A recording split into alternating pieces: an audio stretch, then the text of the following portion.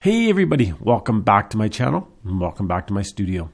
Well, today's video applies to all photographers who sell work, whether you're shooting weddings, whether you're selling commercial wildlife, whatever you're doing. This applies to you, and it's an area that I have to deal with constantly, and it's another one of my big pet peeves. So what is it? Getting a good logo or a good signature that you can put on your digital files, whether you sell digital files, don't recommend that. Whether you sell prints, recommend that. Whether you sell frame prints. Getting something that says who you are. Now here's the problem, and here's what ticks me off so much. So many people go out and they do this, but the logo or the signature that they get says nothing. It means nothing. Nobody knows what it is. It's one thing to have a signature that says Mike Patterson Photography. People can look at it and they can say, oh, that was taken by Mike Patterson Photography. Who is Mike Patterson Photography? Or if it was taken by John Smith Photography, you can look at it and say, that was by John Smith Photography or John Smith Photographer or whatever. But here's the problem. We get so many people coming in here with prints with these little scrolly things on it or these little stampy things on it that doesn't say anything. It looks like it could be an S, maybe it's an L, maybe it's a W, maybe it's a P, but you can't tell. And people are stamping their photos, they're selling photos, and people see the photos and they haven't got a clue who took the picture. I see it a lot for myself when I'm out in public.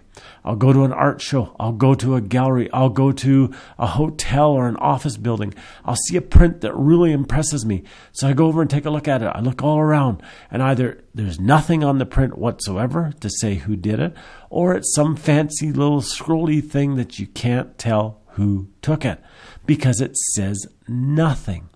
The other issue I deal with constantly is people come in here with photos, with signatures on them, with stamps on them, with logos on them. And they say, we love this picture. We were gifted it. Would love to find out who the photographer was so we can buy another one. Do you know who they are? Nope. Never seen that picture before. Never seen that little logo swirly thing before. People, if you're going to sell prints, digital files, don't recommend that, but digital files or anything, put something on it that says who you are so people can look at it and they actually know your name. A swirly, a little stamp, a graphic is not going to do it. Second thing is, if you're selling prints that are already framed, put a stamp on the back of it or a label on the back of it or something on the back of it that tells people how to get in touch with you. Now, if you're selling prints, be careful with that because you don't want anything bumpy on the back if it's going to be dry mounted. That's just not a good idea. But if you're selling a print and there's extra room around the print, put your information on that. Leave some white space and write your information on it. If you're selling frame prints, put a nice stamp or a nice sticker on it from a label that says who you are, your website, your phone number, your information, because it does no good. Constantly I hear from people, that, I need to sell more prints. I need to get my name out there more. Well, do this when you're selling other stuff. Get your name out there. Put information with the stuff when you ship it. Thank you for purchasing from me. If you need any more, here's my contact information. Get your names out there. These fancy little swirly things, the stuff that doesn't say anything, just doesn't work. The other thing is, phone numbers can change. So put on there not only your phone number, but your website address. Put on there your email address. Don't just put one piece of information on it because that can change. Just before Christmas, I had somebody come in. They had a really nice picture, and it was an older picture. I would say probably 10, 15 years old. And they really, really, really wanted to get it copied. It said, do not copy on the back of it. And it had this little swirly signature on it. And that was it.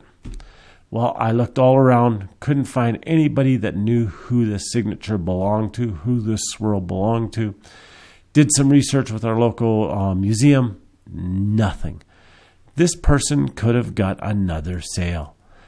I don't know if they're still in business. I don't know who they are, but they could have got another sale. In fact, she would have bought a couple from this person.